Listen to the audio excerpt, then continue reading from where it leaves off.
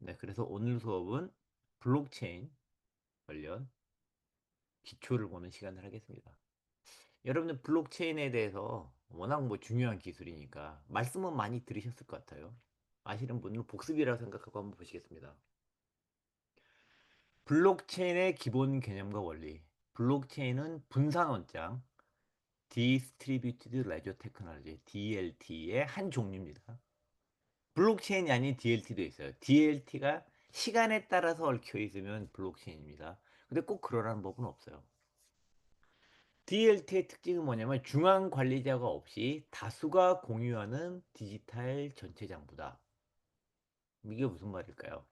그러니까 한마디로 마이크로소프트 엑셀 같은 게 있어요. 엑셀 같은 게 있는데 여러분 컴퓨터에 엑셀 다 깔려 있죠. 근데 엑셀들이 연결이 안 돼요. 서로. 요즘 연결되는 기능도 있는데 여러분 컴퓨터에 엑셀이 있으면 여러분만 쓰는 건데 여러분 컴퓨터에는 엑셀을 모두 다 공유하는 거예요.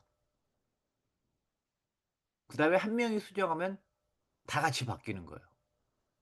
다른 사람이 수정하면 또 내 것도 바뀌고. 뭐가 원부냐, 원장이냐. 모두 다 원장이에요. 모두 다 오리지널이에요. 네, 그겁니다. 그게 DLT예요. 그러면 이제 일종의 규칙이 필요하겠죠. 아니, 그러면 예를 들어서 10명의 사람들이 엑셀 파일을 같이 공유하고 모두 원장이고 한 명이 수정하면 다 수정되면 아무렇게나 수정하면 어떻게 하냐. 나는 원하지 않을 수도 있고. 그러면 규칙이 필요하겠죠. 누가 언제 어떻게 수정할 수 있는지. 수정된 걸 전체 분산 원장에 반영할 수 있는 룰이 필요하겠죠. 어떻게 의사결정을 할 건지 룰이 필요할 겁니다. 이제 그걸 해야 되겠죠. 그래서 여러 대의 컴퓨터가 네트워크를 이루어 거래 정보, 엑셀 파일 같은 거죠. 공동 기록하고 검증한다. 누구도 단독으로 데이터를 조작할 수 없게 설계되어 신뢰성과 투명성을 확보한다. 일단 투명성은 명확해요. 모두 다 같이 파일을 보고 있잖아요. 투명해요. 한 명이 고치면 다 알아. 그러니까 신뢰성이에요. 모두 다 같이 보고 같이 감시하니까 내 것도 진짜고 너 것도 진짜고 모두 진짜니까 신뢰성도 있어요.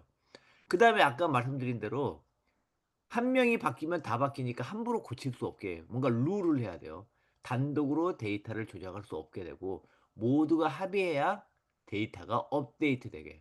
그리고 블록체인이란 게 뭐냐면 여러 사람이 공유하는 데이터베이스예요. 그래서 데이터베이스를 어떻게 업데이트 할 수 있지, 업데이트를 할지 모두 합의를 해야 된다는 거죠. 그러니까 신뢰가 있고 투명성이 있는 거예요.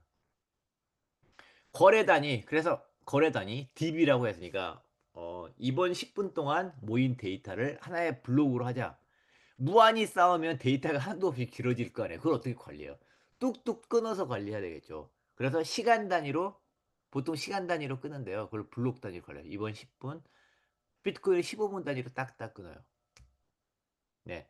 딱딱 끊으면 이제 블록 간의 시간에 따라서 그런 데이터베이스가 쭉 쌓이겠죠. 쌓이면 여기서 이제 인지니어스한 아이디어가 뭐냐면 각 블록들 간의 연결고리를 만들어요. 네, 그래서 A라는 블록체인이 있고 B라는 블록체인이 있고 C라는 블록체인이 있고 그래서 쭉쭉 A, B, C, D 쌓이면 A에 대한 정보가 B에 포함돼요. 그 다음에 B에 대한 정보가 또 C에 포함돼요. 그러니까 쭉 연결이 되는 거예요. 그래서 D에는 C에 대한 정보가 포함되어 있는데 C에는 B에 대한 정보가 포함되어 있고 B에는 다시 A에 대한 정보가 포함되어 있으니까 사실 모든 블록의 히스토리가 다 포함되어 있는 거예요. 이걸 왜 시간에 따라 연결을 해 놓냐? 이게 뭐냐면 과거에서 뭐가 데이터가 쫙 바뀌잖아요. 그리고 연결고리가 다 바뀌는 거예요. 그러니까 과거에 들어가서 몰래 데이터를 바꾸는 걸 못 한다는 거예요. 데이터가 앞으로 좌바뀌니까. 무슨 말이냐면 새로운 블록이 생성될 때마다 이전 블록의 고유한 해시값, 일종의 이전 블록에 대한 정보를 포함해요. 암호화된 정보를 포함해요. 그래서 블록을 조작하면 다음 거, 다음 거, 다음 연달아서 도미노처럼 쭉 바뀌게 되는 겁니다. 이러한 구조 덕분에 블록체인 장부는 한 번 기록된 후에는 변경이 거의 불가능하다. 그렇죠?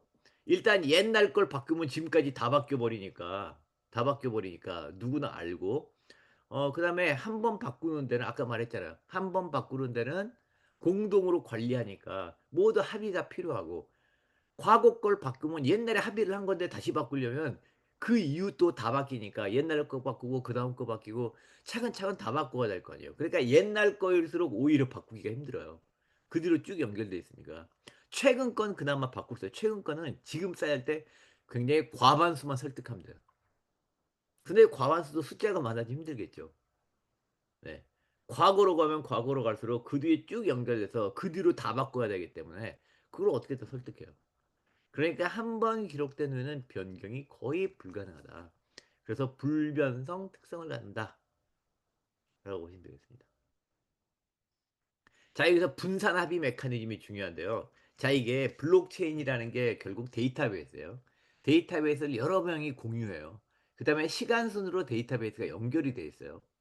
그러면 데이터베이스를 여러 명이 공유하고 모두 원본이니까 한 명이 바꾸면 다 바뀐다 그랬잖아요. 그러니까 함부로 못 바꾸게 해야 되겠죠.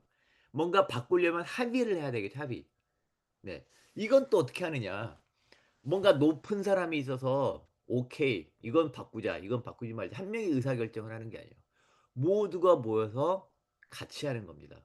네. 중앙 서버나 관리자 대신 여기는 센터가 없어요. 물론 센터가 있는 블록체인도 있는데 센터스러운 걸 가진 블록체인이 있는데 나중에 설명드리겠습니다. 그래서 네트워크 참여자들이 합의 알고리즘이라는 걸 통해서 일종의 의사결정 방식을 통해서 블록의 유효성을 검증해 뭐냐면 이 데이터베이스는 오케이. 이 정보는 오케이. 모두 합의하자. 넘어가자. 대표적인 게 POW가 있고 POS라는 방식이 있어요. POW 작업 증명이라는 방식으로 줄여서 POW라고 하죠. POW Proof of Work. 그다음에 POS. 네. POW, POS 매우 중요합니다. 다수 노드가 복잡한 함부로 못 바꾸게 한다. 어떻게 함부로 못 바꾸게 하느냐. 바꿀 사람은 수학 문제를 풀어라. 이게 자격증명이고요. 지분증명은 바꿀 사람들은 너가 여기에 얼마나 많이 투자를 했는지 보여줘. 이겁니다. 작업증명의 대표적인 사례가 비트코인이고요. 지분증명의 대표적인 사례가 이더리움 되겠습니다. 어쨌든 이러한 합의를 통해서 네트워크 정지가 동일한 원장 상태를 서로서로 유지하게 됩니다. 업데이트를 합의해서 유지하고 합의해서 유지하고. 네. 나중에 다시 설명드릴게요. 중요하니까. 자, 블록체인을 이해하기 쉽게 우리 구글 문서, 우리가 지금 보고 있는 게 구글 문서죠. 과거에는 우리 MS 워드 문서 같은 걸 이메일로 주고받으면서 한 명씩 수정하면서 이렇게 작업을 했어요. 사실 요즘도 공유가 되죠. 네. 그래서 한 명 수정하면 다른 사람들 보내 수정하고 그러다가 버전이 여러 개 생기고 헷갈리고 막 그랬어요. 구글 문서는 이렇게 보면서 여러 사람이 동시에 편집해서 항상 하나의 최신 버전을 공유해요. 하나의 최신 버전이 근데 모두가 이 최신 버전을 가지고 있는 거 아니고 하나의 최신 버전은 구글 클라우드에 저장돼 있어요. 이게 달라요. 블록체인은 여러 사람이 동시에 편집하고 그러고 그런데 모든 사람이 동시에 최신 버전을 각자 컴퓨터에 저장하는 거예요. 어쨌든 블록체인도 이와 같이 모든 참여자가 동일한 정보를 실시간 공유하여 업데이트한다. 그래서 별도의 복사 본관 조율이 불필요하다. 이런 건 이미 다 내장이 되어 있다. 또 다른 비유로 전통적 학급에선 선생님 혼자 시험지를 채점했어요. 중앙어에서 선생님이 채점을 하지 않고 블록체인 기반 학급이 있다라고 하면 학생 전원이 서로의 시험지를 다 같이 보면서 같이 채점하는 거예요. 공개. 한 명씩 한 명씩 다 같이 보면서 같이 하는 거예요. 그래서 부정행위를 막고 신뢰를 확보하는 방법입니다. 요약하자면 블록체인은 탈중앙화된 DB다, 데이터베이스다. 다수가 동일한 거래 내역을 보관하고 암호기술과 합의 알고리즘으로 무결성을 유지한다. 이를 통해 별도의 신뢰 기간 없이도 참여자 간 안전한 거래가 가능하게 합니다. 자, 합의 알고리즘, 아까 합의 알고리즘 이야기했는데요. 합의 알고리즘이 여러 가지가 있어요. 한번 하나씩 보도록 하겠습니다. 가장 유명하고 가장 처음에 나온 블록체인 중에 제일 먼저 나온 게 비트코인이죠. 비트코인은 POW, Proof of Work, 작업 증명이라는 겁니다. 수학 퍼즐을 가장 빨리 푼 사람이 승리해서 이 사람이 데이터베이스를 기록합니다. 그래서 여러 사람이 데이터베이스를 이제 블록체인에서 공유하고 있는데 업데이트하겠다. 업데이트하려면 수학 문제를 빨리 풀어 가지고 빨리 풀면 그 사람이 이제 업데이트하는 거예요. 그리고 업데이트 권한도 가져요. 다른 사람들이 여러 명 하면 어떻게 업데이트할지 그 사람이 권한을 가져요. 수학 문제를 빨리 푼 사람이 승리한다. 수학 문제를 풀어야 되니까 아무나 들어와서 아무렇게나 못 하겠죠. 수학 문제를 풀려면 똑똑해야 되겠죠. 근데 이 수학 문제를 컴퓨터로 푸니까 이건 컴퓨팅 파워가 있어야 돼요. 그래서 데이터베이스를 업데이트하고 싶으면 컴퓨팅 파워를 컴퓨터를 투자해라. 전기료를 투자해라. 이런 겁니다. 자, 그래서 수학 문제를 풀어야 되니까 수학 문제 푸는데 시간이 걸리겠죠. 그러니까 느려요. 확률적으로 확정돼요. 여러 블록이 기다릴 수 있어요. 네, 확률적으로 된다. 네. 누가 수학 문제를 어떻게 풀지 다 확률적으로 결정되겠죠. 비트코인, 라이트코인 대표적인 케이스입니다. 다음은 지분증명이에요. 지분증명은 뭐냐면 지분 코인 담보를 맡긴 사람 중에서 추첨을 한다. 네. 그러면 많이 맡긴 사람은 코인을 많이 맡겨 놓은 사람이 가장 큰 권한을 가질 의사결정을 할 확률이 커지는 거예요.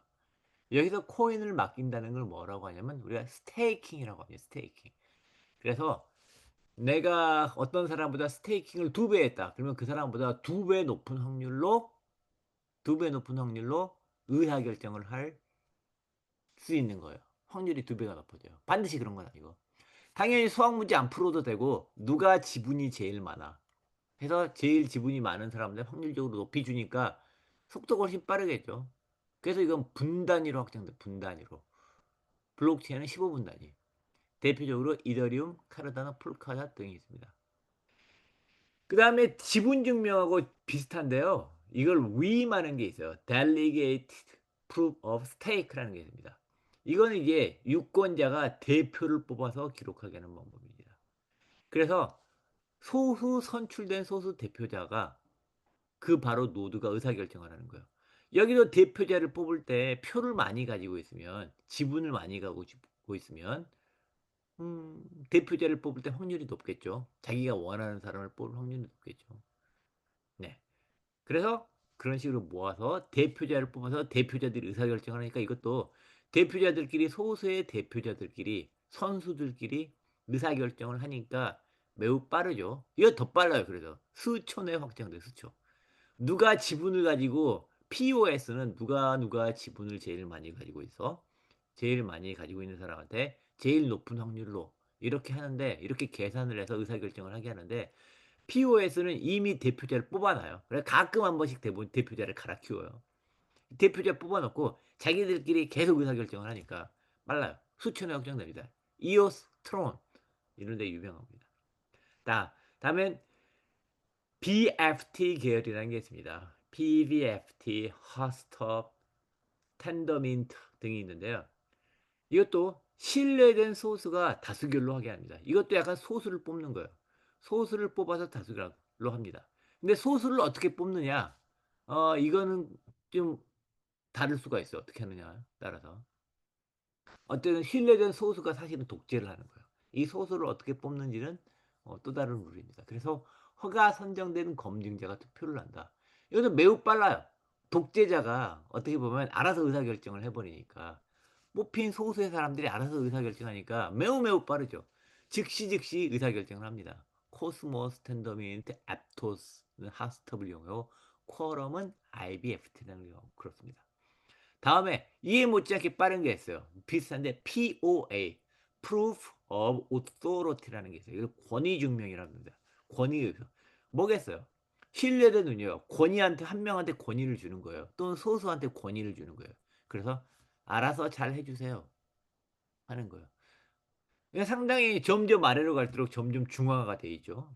그래서 실명 인증된 권한, 노드, 네 이렇게 하는 겁니다. 당연히 매우 빠르죠. 그래서 BNB 스마트 체인 이런 겁니다. 그 다음에 POH라는 게 있어요. POH는 뭐냐면 일단 순서를 미리 정해놔요. 네, 정확한 시계로 순서를 미리 정해놓고 시간은 누가 빨리 왔어, 누가 늦게 왔어 이런 걸 볼 필요 없이 시간 순으로 뜬 늘어놓고 시간대로 빨리빨리 아까 이더리움처럼 POS로 의사결정을 하는 겁니다. 이것도 매우 빨라요. 네. 시간이 이미 정해져서 오는 대로 빨리빨리 의사결정을 해버리면 되기 때문에 매우 빠릅니다. 솔라나가 이런 식으로 합니다. 솔라나도 매우 빨라서 처리 속도가 이미 비자 마스터보다 빨라요. 포스페이스 타임 이런 건 이제 하드웨어 빈 공간을 누가 많이 제공을 했느냐. 그렇죠? 컴퓨팅 파워를 누가 많이 제공을 했느냐. 이걸 가지고 하는 겁니다. 치아 이런 게 있습니다. 몇 가지 이제 용어 미니 사전. 네, 스테이킹은 뭐냐면 코인을 일정 기간 묶어서 담보로 검증 권한을 얻는 거다. 다시 말씀드리면 제가 어떤 사람보다 10배 더 코인을 스테이크를 하면 그 사람보다 10배 높은 확률로 검증 권한을 가질 수 있어요. 그리고 스테이킹을 하면 보상도 줘요. 스테이킹을 하면 코인을 줍니다. 수고했어요 라고 하고. 근데 스테이킹을 하면 검증 권한, 굉장히 중요한 권한을 가져. 이걸 잘못 행사하고 마음대로 행사하고 일을 제대로 못하면 벌을 받아야 되겠죠. 그 벌을 받는 걸 우리는 슬래싱이라고 합니다. 슬래싱. 규칙 위반 검증제의 담보 코인 일부 또는 전부를 몰수해 버리는 거예요. 일 잘못했네? 그럼 스테이킹한 거 우리가 뺏어갈게. 잘해야 되겠죠. 잘하면 계속 거기 있으면서 검증 권한을 갖고 이자도 받는데 못하면 슬래싱 당하니까. 최종성이란 말은 뭐냐면 거래가 되돌릴 수 없게 확정되는 성질. 우리가 가게에서 물건을 주고받을 때 돈 받으면 거의 확정이죠. 그런 식입니다.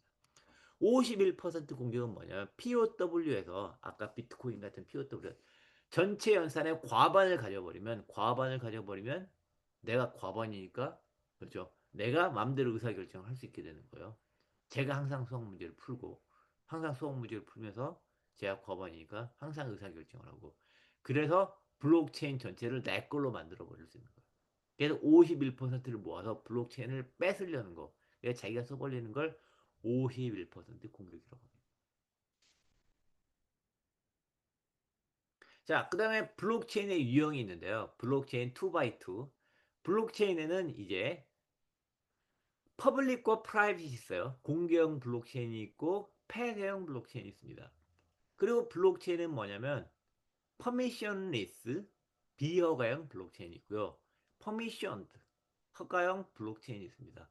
퍼미션리스, 퍼미션드, 퍼블릭, 프라이빗 이렇게 조합을 2x2로 하니까 총 4개가 생기겠죠.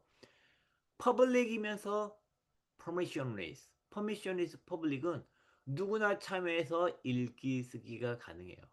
다만 그 룰을 지켜야죠. 룰만 지키면 합의 알고리즘에 따라서 누구나 참여할 수 있어요. 비트코인, 이더리움 다 그렇습니다. 자, 그 다음에 공개형인데 허가형이 있어요. 공개는 돼 있는데 허가를 받아야 들어온다. 누구나 이 말은 뭐냐면 누구나 읽기는 가능해요. 누구나 와서 볼 수는 있어. 하지만 쓰기는 함부로 못한다. 쓰기는 허가가 필요하다. 컨소시엄 블록체인이 이런 겁니다. 여러 금융기관들의 연합망.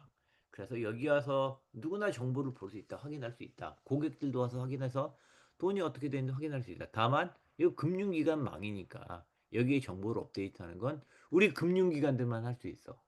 이런 겁니다. 그 다음에 폐쇄형, 프라이빗 하면서 퍼미션도 있는 게 있어요. 폐쇄형이면서 또 아무나 못 들어요. 네, 되게 당연하죠. 읽기 쓰기 모두 허가가 필요하다. 그래서 단일 조직 또는 소수 그룹이 자기들끼리 하는 게 되겠죠. 자기들끼리 하면서 남들도 안 보여주고 남들이 함부로 참여도 못하게 하는 거예요. 하이퍼레처 패브릭 기업 내부 공급망 시스템에서 이런 걸 많이 사용합니다. 자, 그 다음에 좀 논리적으로 상충이 되는 게 있는데 프라이빗해요. 네, 자기들끼리 하는 거예요. 근데 누가 오는 걸 막진 않아. 비허가형이에요. 약간 논리적으로 상충이죠. 뭐 굳이 이렇게 할 필요 없을 것 같죠. 소수의 학술적, 실험적 체인만 이렇게 하고 논리적 상충이 있기 때문에 이런 건 뭐 별로 안 한다라고 거의 없다라고 생각이 되겠습니다. 소수의 학술적, 실험적 체인만 한다. 네. 대표적인 건 public permissionless, public permissioned, 그다음에 private permissioned가 있겠습니다. 자, 그 다음에 이제 합의 알고리즘에 대해서 좀 하나 POW 수학 문제를 푸는 아까 합의 알고리즘에 대해서 제가 좀 더 설명을 드릴게요. 이 모든 합의 알고리즘이 소위 말하는 BGP, 비잔틴 제너럴 프로블럼을 풀기 위한 것입니다. 비잔틴 제너럴 프로블럼은 뭐냐? 보겠습니다. 이건 a game theory problem이에요. A game theory problem. How do decentralized parties arrive at the consensus without a trusted control party? 네, 결국 이 문제예요. 예를 들어서 한번 보겠습니다. 자, 디펜더가 있어요. 성이죠, 성. The defender can intercept communication between the attackers and send false message. 오케이. 이 성을 보호해야 돼요. 이 성을 이렇게 공격하려고 주위에 군사들이 있죠. 근데 이 성을 잘 보호를 해야 되는데 여기는 뭐냐면 공격하는 어태커들의 메시지를 인터셉트 할 수 있어요. 그리고 그걸 그러니까 인터셉터니까 얘네들 간에 주고받는 메시지를 조작할 수도 있어요. 그래서 거짓 메시지를 보낼 수도 있어.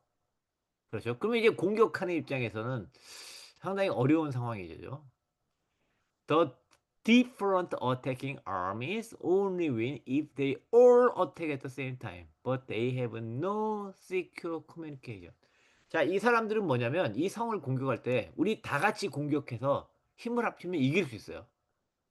이길 수 있는데 한 명씩 공격하면 이길 수 없어요. 전멸당해요.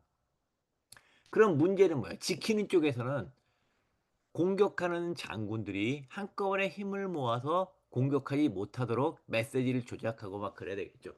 공격하는 사람 중에서는 몇 월 며칠 10월 15일 새벽 1시 이렇게 딱 시간을 정해서 모두 공격하자 이래야 되겠죠.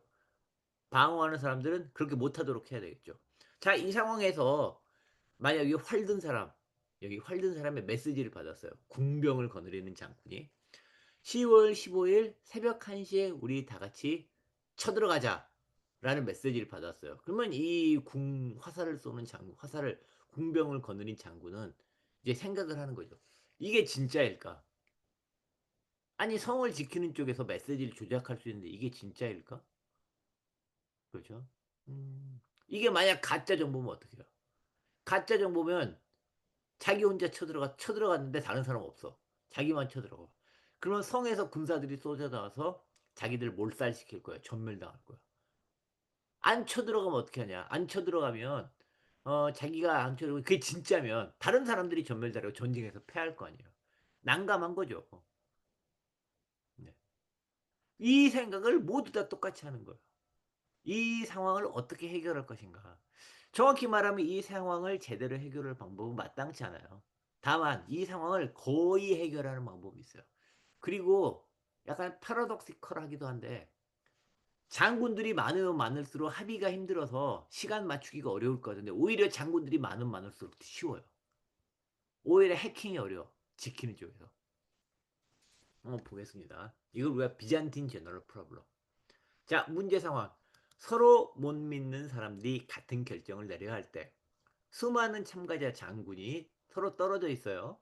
일부는 거짓말하거나 메신지가 늦게 도착하는 가능해요. 사실 일부 장군들 중에서는요. 배신자도 있을 수 있어. 그래도 모두가 같은 결론, 같은 공격 시간을 해야 돼요. 네. 누구 말을 믿고 하나에 맞출까? 네, 어려운 문제죠. 자, POW는 뭐예요? 핵심 아이디어는 뭐냐면 말에 무게를 다는 방법이 되겠습니다. 말만으로는 누가 진짜인지 구별이 안 돼요. 10월 15일 새벽 1시에 공격하자. 이거 어떻게 믿어요? 배신자가 보낼 수도 있고 성에서도 보낼 수도 있고 10월 15일이 아니라 10월 16일일 수도 있는데. 그래서 POW는 말을 하기 전에 힘든 일을 먼저 하라는 거예요. 아무나 말을 못해요. 네. 힘든 일을 한 사람만이 말을 할 수가 있어요. 자, 그래서 힘든 일이 중요한데요. 매우 어려운 수학 문제를 풀도록 하는 거예요. 먼저 푼 사람만 이번 블록을 내가 쓰겠다고 말할 자격이 있는 거예요. 수학 문제를 제일 먼저 푼 사람이 10월 15일 새벽 1시에 쳐들어가자 라고 하는 거예요. 그러면 이제 다른 사람들이 이게 진짜야 가짜인지 확인을 해야 되겠죠. 이게 수학 문제가 뭐냐면 수학 문제가 어떤 수학 문제냐면 풀기는 매우 어려워요. 근데 정답을 확인하는 건 쉬워요. 네, 그런 겁니다. 예를 들어서 헷갈리되 70일은 프라임 넘버예요. 소수예요. 아마 113도 프라임 넘버일 거예요. 71 곱하기 113이 얼마인지는 금방 계산할 수 있죠. 그렇지만 한번 볼까요?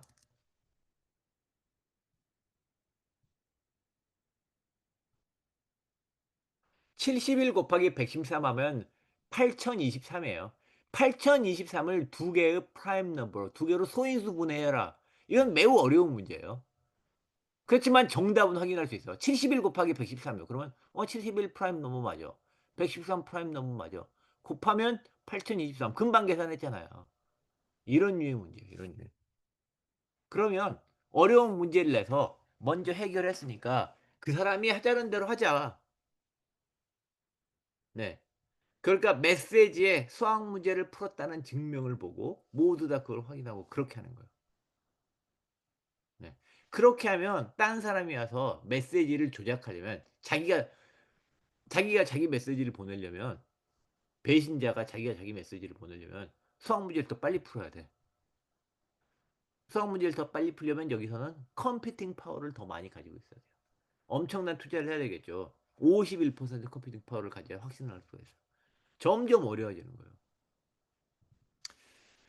그래서 검증은 쉽다. 퍼즐의 정답을 확인하는 건 매우 쉽다. 다른 사람들은 그 블록이 정상인지 확인할 수 있다.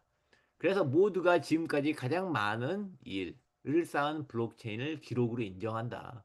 그래서 지금까지 쌓아온 블록들은 비트코인 블록들은 바로 그 수학 문제를 풀었기 때문에 지금까지 쌓아온 거예요. 그래서 지금까지 쌓인 블록체인은 가장 수학 문제를 잘 푼, 가장 컴퓨팅 파워를 많이 쓴 체인들이 살아남은 거예요. 그래서 사실 가장 긴 체인이라고 하지만 정확히는 누적 작업량이 가장 큰 체인이다. 그래서 수학 문제를 풀게 한다. 그렇죠? 그래서 수학 문제를 풀었다는 증명을 그걸 메시지에 하면 아 누가 수학 문제를 잘 풀었네. 그걸 즉각 확인해서 그대로 하면 된다는 거예요. 완벽한 방법은 아니에요. 배신자가 더 빨리 풀 수도 있어. 하지만 장군의 숫자가 많으면 많을수록 배신자가 정직한 장군들을 이기기 힘들어요. 그렇죠? 그 중에 그리고 그럴수록 더 많은 컴퓨팅 파워가 필요해. 그 착한 장군들, 거짓말 안 한 장군들의 컴퓨팅 파워를 모두 압도해야 되기 때문에.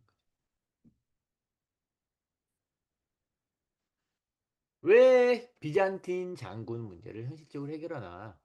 다시 말씀드리면 아무나 막 못 지어줍니다. 그렇죠? 수학 문제를 풀어야 되니까. 그리고 그것도 제일 먼저 풀어야 되니까요. 다수의 정직한 힘이 모이면 자연스럽게 한 줄로 정렬됩니다. 그래서 그런 식으로 지금까지 쌓아왔어요. 쌓아왔는데 과거로 가서 고친다? 그러면 그 앞에 그 순간에 수학 문제도 제일 빨리 풀어야 되고 그 이후에 바뀌는 거에 대한 업데이트도 제일 빨리 해야 돼요. 쉽지 않죠. 거짓말의 비용과 시간 앞에서 지게 되어 있습니다. 거짓말이 비용과 시간 앞에 진다. 누군가 속이려면 정직한 참가자들이 이미 쌓아놓은 작업량보다 더 많은 작업을 해내야 해요. 하시파워 계산 능력이 과반보다 적으면 정직한 다수가 쌓는 속도를 이기기 어렵습니다. 뒤집기 성공 확률은 시간이 지날수록 확인 횟수가 늘수록 수학 문제 푼 게 쌓일수록 뒤로 들어가서 그걸 다 극복해야 되니까 그렇게 귀찮아진다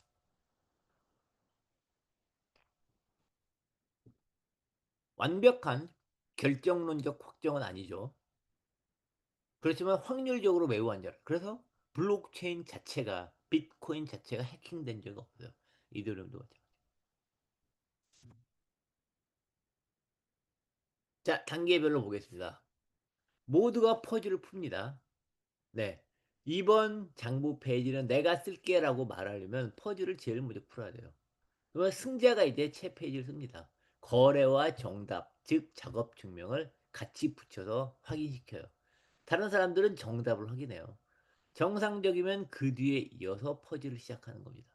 확인은 쉽기 때문에 빨리 합의가 완성돼요. 아까 봤죠? 소인수분해. 우연히 두 개가 동시에 생긴다. 두 갈래가 생긴다. 당장은 A를 따르는 사람, B를 따르는 사람이 나뉠 수 있어요. 나뉠 수 있습니다. 하지만 더 많은 작업이 더인 쪽이 조만간에 표준이 되고 다른 쪽은 버려지게 됩니다. 시간이 흐를수록 당연히 뒤집기가 어려워지겠죠. 어떤 거래 뒤에 여러 개의 블록이 더 쌓일수록 그 거래를 바꾸려면 정말 엄청난 과거로 돌아가서 그걸 바뀌고 업데이트 하나하나를 다 설득을 해야 되고 성문지 풀어서 다 설득을 해야 되니까 쉽지 않은 거죠. 바꿀 게 아까 말했잖아요. 과거에 가서 바꾸면 그 뒤가 다 바뀌니까 다 하나하나 합의를 해 줘야 돼요.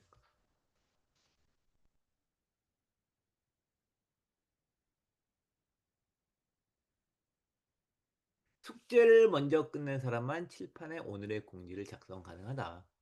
숙제를 먼저 끝냈다는 증거는 누구나 쉽게 확인 가능해요. 가짜 공지를 쓰려면 거짓말을 하려면 다른 사람보다 더 많은 숙제를 더 빨리 해내야겠죠.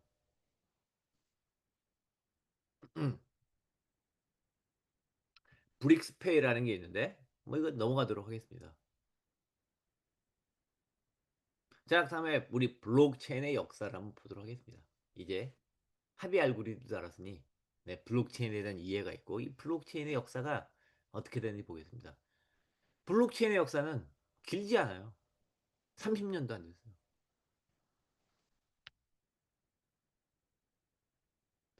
블록체인은 2009년 비트코인의 등장으로 실현화되었고요. 실용화되었고요. 이후 이더리움의 스마트 계약 도입 등 여러 발전 단계를 거쳐서 현재 다양한 분야로 확장되었습니다. 블록체인의 역사는 2008년에 시작되어 2008년에 하나의 논문이 한 편의 논문이 호련히 등장했습니다. 논문이 세상을 바꿨어요. 바로 비트코인 백서 사토시 나카모토라는 아직도 우리가 확실히 모르는 익명의 인물이 논문을 하나 써서 사람들한테 보여줬어요. 네. 여기서 비트코인의 개념과 이를 구현하는 비트코인 프로토콜을 설명하는 걸 논문을 백서를 공개했어요. 이 백서에서 연속된 블록 사설 체인 오브 블록 개념을 통해 제3자 없이도 P2P로 서로 신뢰를 구성하는 누가 진짜다 가짜다 누가 중앙에서 판단해주지 않고 아까 말씀드린 합의 알고리즘으로 서로 신뢰를 구성하는 방법을 제시했습니다. 자, 2008년에 논문이 나왔고 2009년은 이 논문을 따라서 사토시 나카모토가 직접 개발을 해서 보여줬어요. 그 최초의 비트코인 네트워크가 2009년에 출시됐어요. 그래서 제너시스 블록 최초 인류 최초의 비트코인 최초일 뿐만 아니라 인류 최초의 블록체인 블록이 생성됐어요. 첫 블록이 생성되고 이때 50 블록체인이 채굴됐어요. 세계 최초의 블록체인 네트워크가 드디어 가동이 된 겁니다. 같은 해 사토시가 개발한 비트코인 오픈소스 소프트웨어가 공개되고 사토시와 개발자 할피리 사이에 첫 비트코인 거래가 체결됐습니다. 아, 이 소프트웨어를 이용해서 내 비트코인을 사토시에서 할피니로 보내보자 해서 10 비트코인을 보내봤어요. 성공했어요. 그 다음에 2010년 바로 그해 5월 22일 네, 다음 연도요. 이게 아직도 크립토를 좋아하는 분들은 기념을 하는 날이죠. 이날이 바로 피자데이 되겠어요. 피자데이. 최초로 상업적 거래가 이루어졌어요. 비트코인으로 두 판의 피자를 샀는데 피자를 두 판을 사서 1만 비트코인을 지불했습니다. 현재 돈으로 하면 거의 2조 원 되죠. 2조 원짜리. 역사상 가장 비싼 피자. 네. 기념비적인 피자 거래가 됐어요. 그래서 1만 비트코인을 주면서 두 개의 피자를 샀다. 피자집에 산 것도 아니고 1만 비트코인을 주니까 어떤 사람이 그걸 받고 다른 피자 가게에 전화를 해서 대신 주문을 해준 거예요. 네, 대신 주문을 해줬습니다. 그 다음에 2013년에서 2015년도 사이에 자 이제 비트코인으로 나왔으니 이게 또 오픈 소스예요. 그러죠? 비트코인 블록체인이. 그러니까 그걸 카피 앤 페이스트가 가능해요. 카피 앤 페이스트 한 다음에 살짝 바꾼 다양한 얼트코인, 대안 암호화폐들이 출현하게 됐습니다. 그리고 2015년에는 드디어 비탈릭 뷰테린이 제안한 이더리움 플랫폼이 정식으로 출시됐어요. 이더리움. 이더리움은 뭐냐면 기존의 비트코인은 데이터베이스인데 이더리움은 데이터베이스에 함수를 넣을 수가 있어요. 그러니까 엑셀 진짜 엑셀 같아진 거예요. 우리 엑셀 보면 숫자 기록할 수 있죠. 그 다음에 거기에 간단한 함수 기능도 쓸 수 있잖아요. 간단한 코딩이 가능해요. 비주얼 베이직으로 코딩이 가능해요. 그래서 이더리움은 코딩이 가능해졌어요. 데이터베이스에. 우리 엑셀처럼. 그래서 스마트 계약, 그게 바로 스마트 계약이에요. 그래서 스마트 계약 기능을 도입해서 if A then B, A 하면 B 하게 하는 거. 네, A가 되면 B가 되게 하라. 이런 기능을 가능해졌다. A 하면 B 해라. 그게 일종의 계약인 거죠. 그래서 블록체인이 이제 단순한 화폐를 넘어서게 됐어요. 하나의 컴퓨팅 플랫폼이 됐어요. 각종 프로그램을 실행할 수 있는 플랫폼으로 발전하는 아주 중요한 계기가 되었습니다. 이더리움이 등장해서 블록체인은 이제 비트코인 이퀄 블록체인이라는 등식에서 벗어났어요. 네, 그래서 분산 애플리케이션, 코딩이 가능한 플랫폼이니 플랫폼 위에는 애플리케이션들이 생기겠죠. 맞아요. 그래서 애플리케이션들이 생기는 거예요. 네, 애플 iOS 위에 애플 아이폰 앱들이 생기고 안드로이드 위에 앱들이 생기는 것처럼 여기도 앱들이 생기기 시작했어요. 이걸 분산 애플리케이션, Decentralized Application, DApp이라고 합니다. 애플리케이션이 생기니까 거기서 경제가 생기겠죠. 경제 활동이 생기겠죠. 프로그램을 돈 주고 팔겠죠. 또는 프로그램의 서비스를 돈 주고 사고 팔겠죠.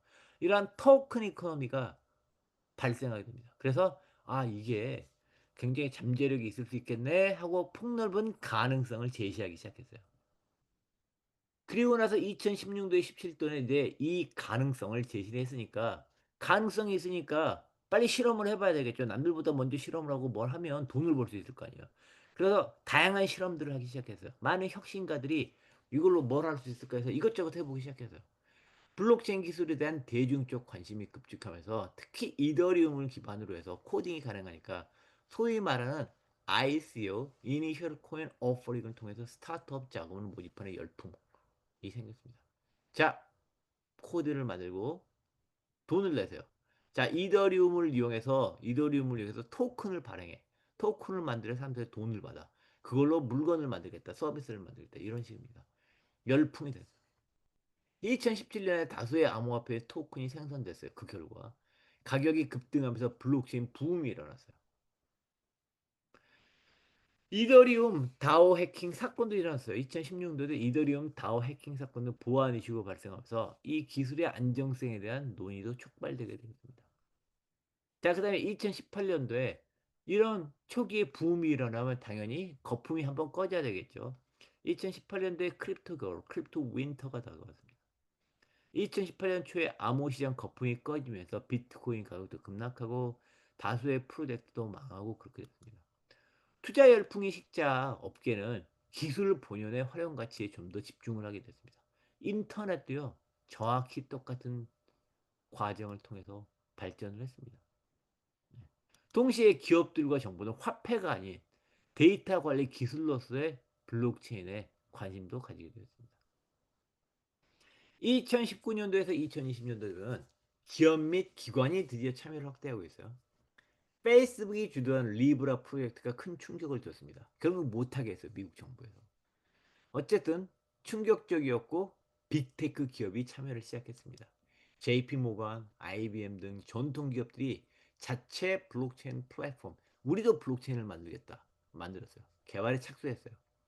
각국의 금융기관들은 송금, 무역거래 간소 등의 블록체인을 시험 적용해봤어요. 블록체인을 적용해서 돈도 보내보고 무역거래도 해봤더니 매우 돈도 덜 간소화되고 잠재력이 있더라. 중국은 블록체인은 아니지만 비슷한 기술을 이용해서 디지털 유안의 개발을 가속화했습니다.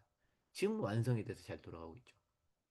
2020년도에는 디파이 서비스들이 이더리움 위에서 이번에는 폭발적으로 성장하면서 블록체인이 금융혁신이라는 인식이 강화되게 되었습니다.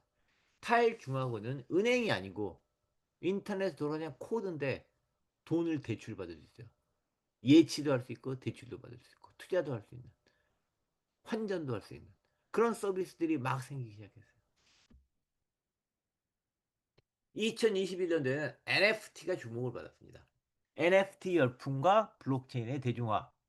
이더리움에서 역시 NFT 대체 불가 토큰 기술로 디지털 예술품의 희소성과 소유권을 부여할 수 있게 되면서 전 세계적으로 NFT 열풍이 불었습니다. 비트코인은 서로 구분이 되지 않아요. 돈도 서로 구분이 되지 않아요. 이 만 원짜리나 저 만 원짜리는 똑같은 만 원짜리지. 그게 그걸 우리가 구분할 이유가 없는 거죠. 근데 NFT는 그걸 구분할 수 있는 그런 기술인 거죠. 예술품, 뭔가 희소성을 부여. 이건 내가 한 거야. 이건 함부로 딴 사람들이 카피하면 안 돼.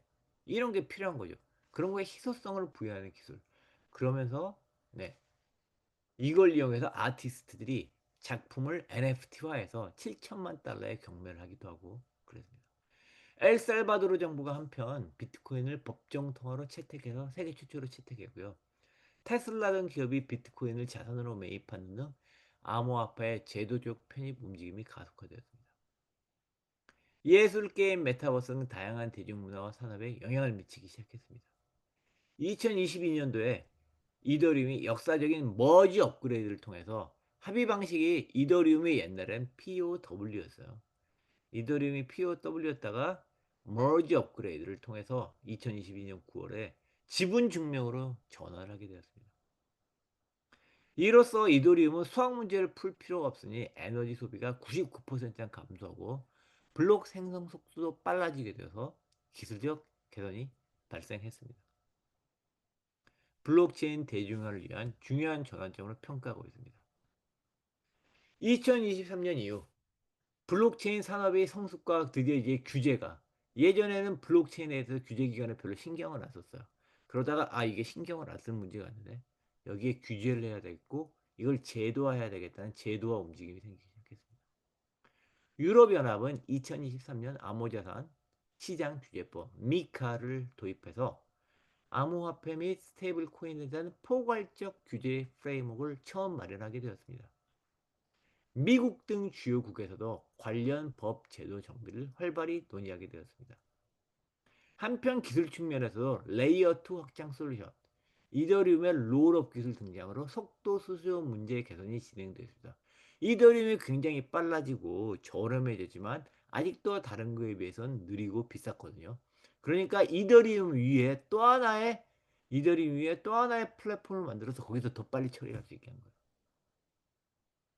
그 다음에 이제 NFT의 등장과 함께 영향을 받아 웹3 트렌드와 원래 탈중화가 플랫폼들이 속속 등장하게 되었습니다. 그 결과 블록체인은 초기의 혼란을 지나서 점차 사회 인프라로 자리를 잡는 단계로 진화하게 되었습니다. 참고로 말하면 블록체인의 개념적 뿌리는 1990년대까지 거슬러 올라갔어요.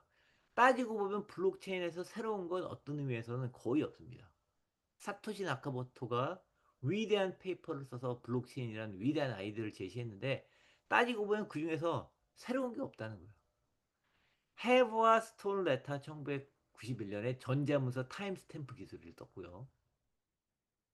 그 다음에 사이버펑크 운동을 통한 디지털 화폐 아이디어가 들어와 있고 해시캐시 알고리즘, 암호 알고리즘이 들어가 있고 그 다음에 작업 증명 POW도 새로운 게 아니다. 단지 블록을 시간에 따라 연결한다. 그건 좀 새로웠어요. 그죠?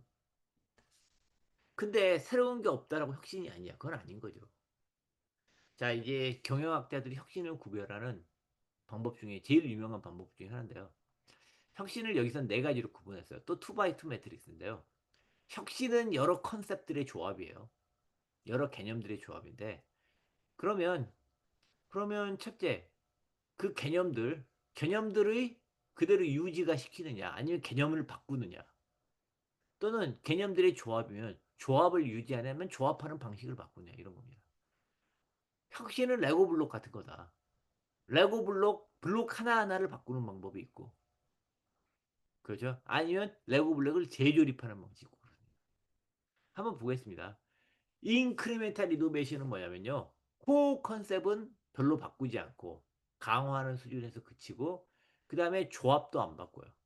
그래서 코어 컨셉도 안 바꾸고 조합도 안 바꾸고 그걸 좀 더 좋게 만드는 거니까 이건 점진적 혁신, 인크리멘탈 이노베이션입니다.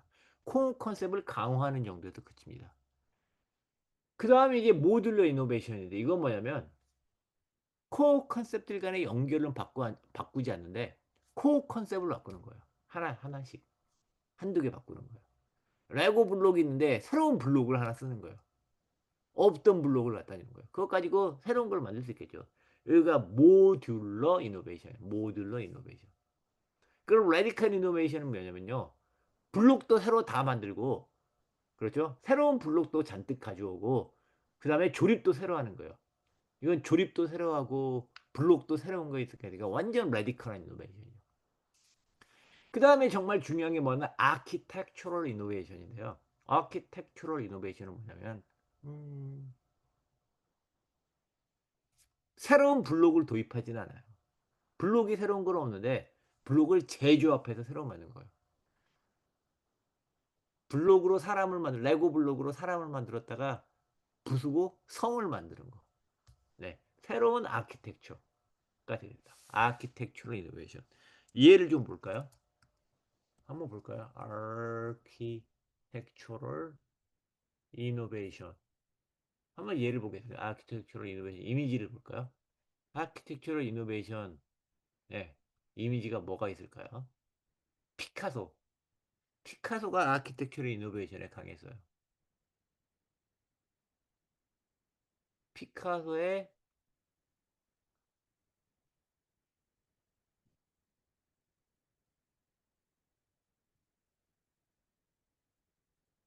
네,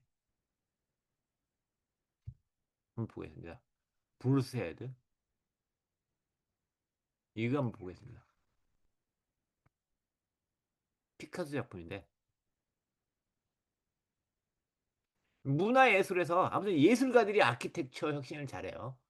그렇죠? 예술가들이 하는 일이 뭐예요? 예술가들이 하는 일이 뭔가 물건들이 있으면 그 물건들의 본연의 목적이었는데 물건들의 본연의 목적에 부합하지 않는 새로운 용도를 찾아내서 뭔가를 만들어요. 그게 아트가 되는 거죠. 원래 그렇게 쓰라고 있는 게 아닌데. 이거는 이제 붉은 황소의 머리라는 피카소의 작품인데요. 이거 보면 자전거 안장이에요. 자전거 핸들이에요. 자전거 안장과 핸들을 결합해서 황소 머리를 만들었어요. 자전거 안장과 핸들은 원래 이런 용도로 만든 게 아닌데 이거를 다른 게 창의적으로 쓰는 거예요. 네, 아키텍처 혁신 이해가 되겠습니다.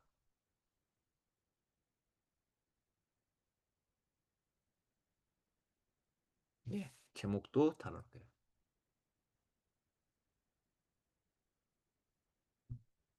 네, 그래서 브루스헤드, 파블로 피카소. 네, 브루스헤드가 됩니다. 그다음에 이제 디지털 머니에 대해서 우리가 좀 이야기해 볼게요.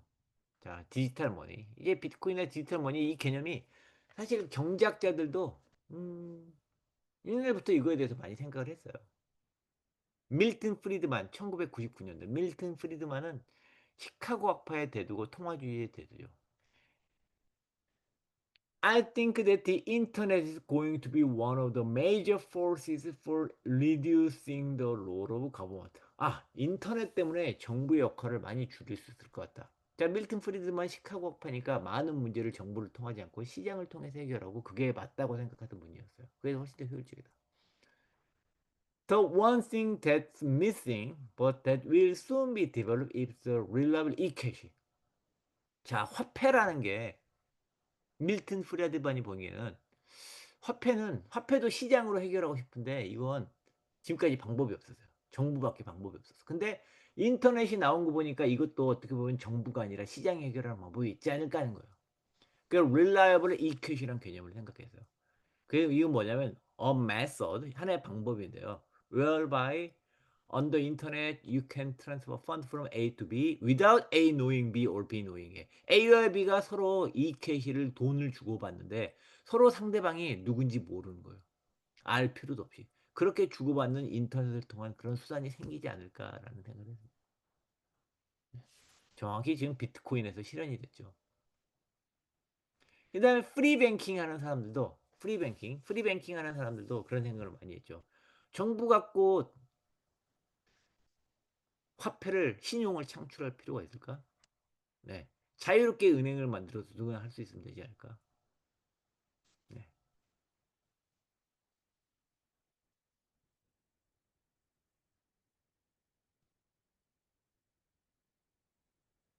그 다음에 시카고 학파와 케인즈 학파는 라이벌이죠. 그렇죠? 근데 이제 케인즈도 그런 이야기를 했어요. 케인즈도. 케인즈도 가상자산의 선구자예요. 케인즈가 은근히. 네. 케인즈는 방코라는 가상자산, 일종의 지금 생각해 보면 가상자산에 비슷한 개념을 소개를 했습니다. The Banco was a supranational currency. 초국적 우리 화폐를 한번 만들어서 초국적 화폐를 만들어서 이게 존 메이너드 케인즈, 네, 케인즈와 그때 슈마허가 이제 제안을 했어요. 1942년도에. 예. 그래서 제2차 세계 대전이 끝나고 영국에서 어떻게 보면 영국의 대표적인 경제학자로 나와서 전쟁이 끝났으니 우리 새로운 경제 체제를 만들어 보자. 새로운 경제 체제는 새로운 돈이 필요해. 그럼 방코라는 가상자산을 만들어 보자. 그래서 방코를 어디다 쓰냐? This newly created supranational currency would then be used in international trade. 그래서 국제거래에 쓰자. 국제거래에서 unit of account로 쓰다. 그래서 unit of account로 이걸 이용해서 결제하고 나중에 청산 결제를 하면 되지 않겠느냐. 청산하면 되지. 네팅을 하면 되지 않겠느냐. 인터내셔널 클리어링 유니온이라도 하자. 그런 개념을 제안했습니다. 물론 안 받아들였죠. 미국의 반대로 받아들여지지 않았습니다. 미국은 달러로 하자. 그리고 영국과 미국은 이미 미국이 압도적인 최강국이었기 때문에 미국 말대로 할 수밖에 없었어요. 네, 그래서 방코를 하지 않고 미국 달러로 하게 되고 그게 지금까지 이어지고 있는 겁니다. 그리고 이제 또 다른 측면에서 이제 비트코인이나 디파이, 이 크립토에 대해서 블록체인을 이야기하면 흥미로운 게 뭐냐면요. 먼저 2022년도 노벨 경제학상 얘기를 해야 될 것 같아요. 2022년도 노벨 경제학상은 3명이 나눠서 받았습니다. 벤 버난키,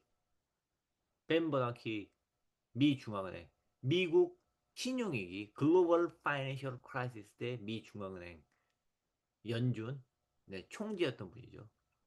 그 다음에 둑 다이아몬드와 필립 딥빅 두 분이 받았는데 어쨌든 세 분 다 이제 노벨상을 다 받을 걸로 이제 사람들이 다 알고 있었어. 오히려 왜 이렇게 늦게 받았나 할 정도 분이었어요. 이 중에서 다이아몬드 딥빅 이 두 분은 뭐냐면 한번 볼까요 여기 왜 받았는지 간단히 두 줄로 이야기 돼 있어요. For banking, for for thing 예 스웨덴 말이고 for research on banks and financial crisis 은행과 금융위기에 대한 연구 때문에 노벨상을 드렸습니다. 네. 그래서 그 금융위기 세 문의 논문, 글로벌 파이낸셜 크라이시스 세 문의 논문이 굉장히 중요했고요. 그중에서 다이아몬드와 딥빅은 뭐냐면 바로 은행의 비즈니스 모델, 금융의 비즈니스 모델을 논문으로 써서 금융의 비즈니스 모델은 이거다라고 주장하신 분들입니다. 자, 그래서 딥빅과 필립과 딥버가 한 3개의 논문으로 노벨상을 받았는데요. 그 중에 이제 하나를 가져왔습니다. 이분이 왜 노벨상을 받았나? 사실 노벨상이라는 건요, 사람한테 주는 게 아니라 엄밀히 말하면 논문한테 주는 거예요, 논문.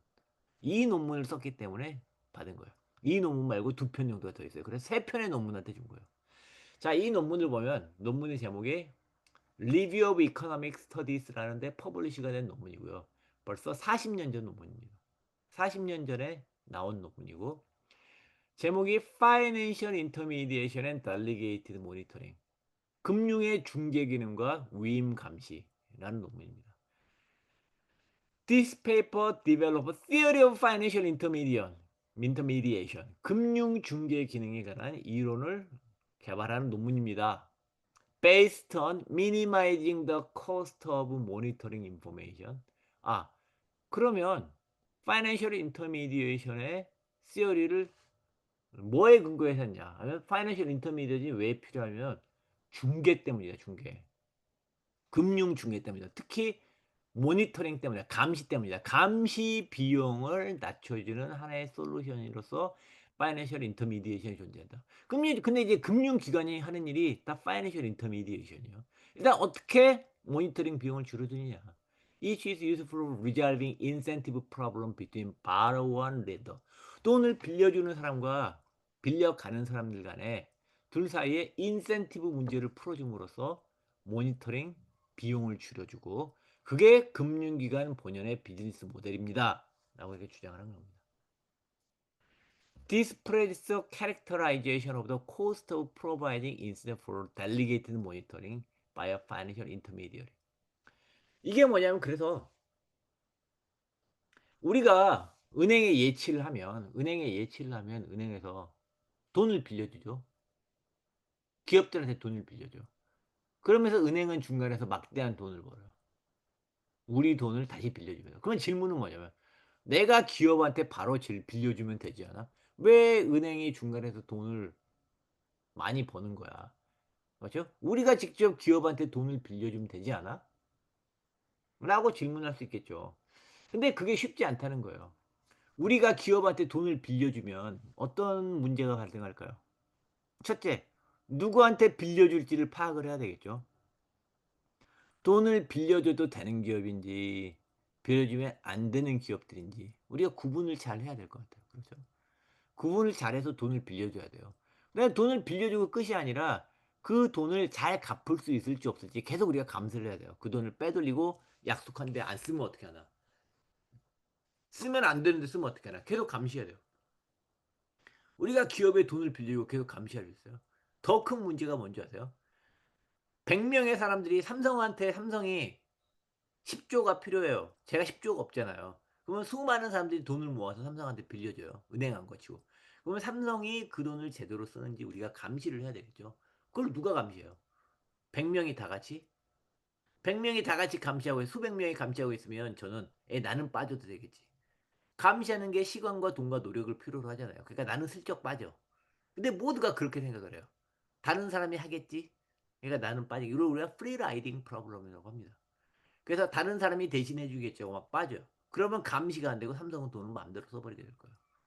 그러니까 이제 중간에 은행이 생기는 거예요. 그래서 이런 문제를 해결하기 위해서 은행이 생기다. 그래서 이게 은행의 비즈니스 모델이다. 우리한테 돈을 받아서 빌려줘야 될 사람, 빌려줘야 될 안을 기업 구분해서 돈을 빌려주고 빌려준 다음에 우리들 대신해서 잘 감시를 해주겠다. 돈을 갚는지 잘 봐주겠다. 이런 걸 하는 거죠. 그러면 이제 임플리케이션이 중요한 게 있어요. 첫째 뭐냐면 그러면 이제 다이버시피케이션이 중요해져요. 금융기관은. 뭐냐면 삼성한테만 돈을 빌려주면 안 되겠죠. 삼성한테도 빌려주고 SK한테도 빌려주고 LG한테도 빌려주고 화해한테도 빌려주고 여러 군데 돈을 빌려줘야 될 거예요. 그래야 한 명이 망하면 은행 문 닫고 모두가 손해를 보지 않게 여러 명한테 빌려줘야 그렇죠. 여러 명한테 빌려줘야 한 군데가 많아도 은행이 계속 갈 거 아니에요. 그죠? 그래서 다이버시피케이션이 중요하다. 네. 다이버시피케이션이 중요하고 또 뭐가 중요하냐면 사이즈도 중요하다. 돈을 많이 모으면 많이 모을수록 잘게 쪼개서 여러 군데 돈을 빌릴 수 있잖아요.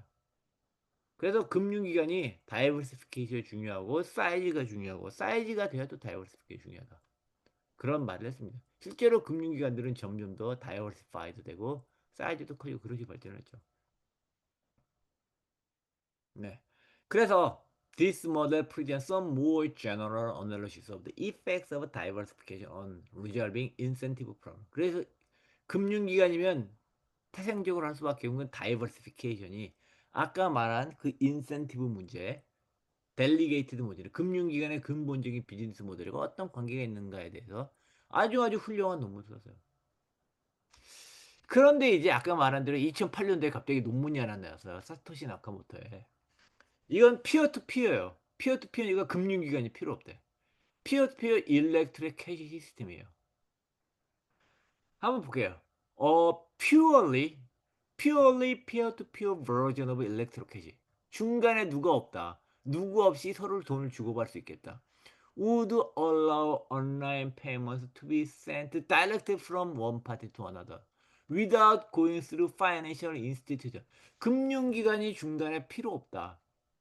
그렇게 해주겠다. 근데 이제 금융기관이 하는 일이 아까 말했다시피 여러 가지가 있잖아요. 그래서 지금도 할 수 있는데. 근데 이건 그게 중요한 게 아니에요. 디지털 시그너처라는 기술을 이용하는 거예요. 여러 가지 기술을 이용해서 provide part of the solution, but their main benefit이 뭐냐면 진짜 중요한 게 뭐냐면 이 기술이 진짜 중요한 게 뭐냐면 어 trusted third party가 필요 없게 만든다. 네. 트러스 그래 중간에 은행가 필요 없고 그래서 이런 거 없이 우리가 뭐라 하나 더블 스pen딩을 막을 수 있다. 네. 더블 스pen딩을 막을 수 있다. 제3자 없이 더블 스pen딩을 막을 더블 스pen딩이 돈을 빼돌리고 돈을 다른 데 쓰고 이런 거랑 비슷한 거라고 생각하시고.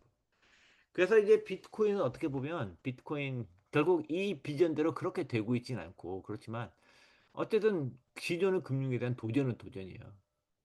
기존에 파이낸셜 인터미디에이션이 필요 없다고 하니까. 기술로 해결할 수 있다고 하니까. 그래서 금융의 좀 근본적인 걸 건드리는 측면이 있습니다. 그래서 이건 굉장히 주목을 받았고 있어요. 물론 이게 페이퍼가 금융이 하는 일에 대해서 완벽하게 제대로 이해하고 쓴 논문 같지는 않아요. 그리고 그게 한 가지 가능성에 불과해요. 그럼에도 불구하고 이 기술의 잠재력이 금융의 근본적인 걸 거스린다라는 걸 우리가 부인할 수는 없을 것 같습니다. 네, 아까 히스토리는 봤으니 넘어가고요. 예, 오늘은 여기까지 하도록 하겠습니다.